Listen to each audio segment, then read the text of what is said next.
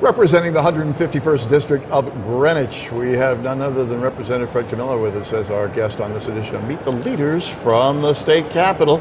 And it has been a busy time, there's no question about it, but it's always good to see you, Freddie. How are you? I'm hanging in here, David. Good to see you. Hanging in there. As always. The reality, it does take its toll, all this, everything that you all go through. It does. It's not only the travel and the long hours, but it's also the wear and tear in the debate and the realization that right now things are not getting better, and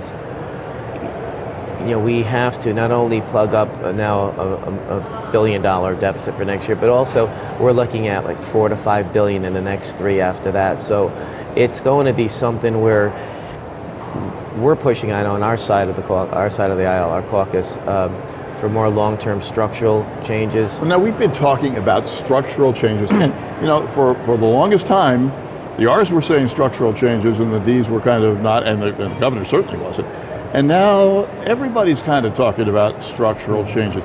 As you look forward to the next year and beyond that, what are structural changes going to mean to the future for the state of Connecticut? Because the future is what we've got to look toward and how we're going to manage it and get out of this morass that we've been in now for a number of years. Yeah, I think it's going to be, it's not one magic bullet, it's several things. It could be dozens of things. Something as simple as voting on contracts. Whereas right now, if we don't vote on them, they automatically kick in 30 days later. When I was on a PROPS a couple of years ago, or several years ago, that would happen from time to time. Yeah. And by doing something like that, you're not only avoiding the debate, but you're just tacking on more and more to the debt. Well, you're abdicating responsibility for whatever happens here. Really. Yeah, you are, and I think that I think there's a growing sense in the building that things have to change. That we've really tried the same thing over and over again the last few years. It hasn't worked. The governor has now come to that realization. I think the Republican point of view and the governor's point of view are now kind of merging. And who could have seen that? Who could have seen that a year ago? No. All right. As you look at some of the things that really turned out well, that you're happy with, you got a number of pet projects that. Yes, I'm waiting 2 bills again this year that got passed out all the committees unanimously, except for one bill that had one minor negative vote. That was the assault of an off-duty police officer, increasing the penalties. Most of the General Assembly wants the bill.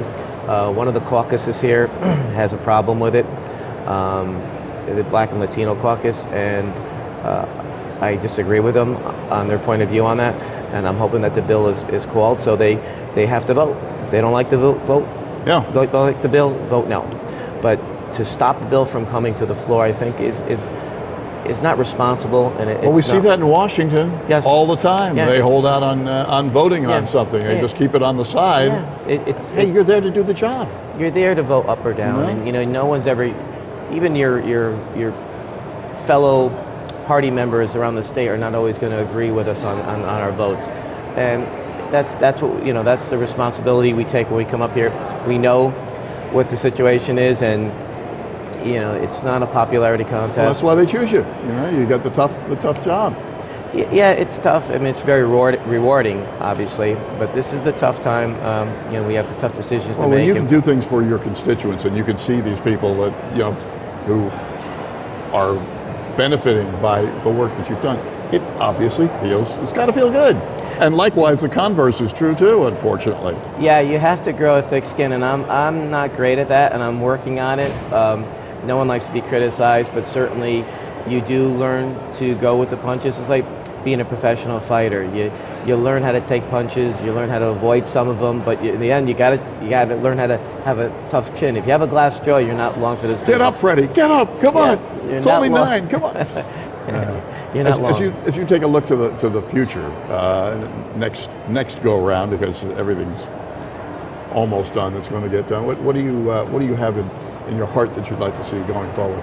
Well, the next session, one thing I'd really like to do is to address our seniors and our people on the fixed incomes that are fleeing the state. We've lost, one study had over a net loss of 38 people a day leaving Connecticut over the last few years. Now, that's a net loss.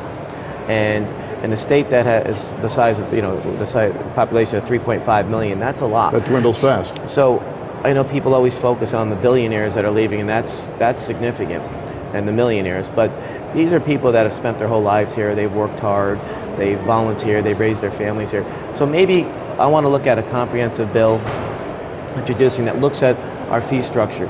Because once they leave, take everything with them. So if we're taxing Social Security benefits, if we're the only state that's doing that, if we're the only state in the region that's has a fee in another area, then I think we need to get a bunch of those and eliminate them for this class of people, so they don't have to make that choice where, do I have to leave and go to a state like Florida where it's not only warm, but they immediately get almost a 7% increase in their income because they don't have a state income tax.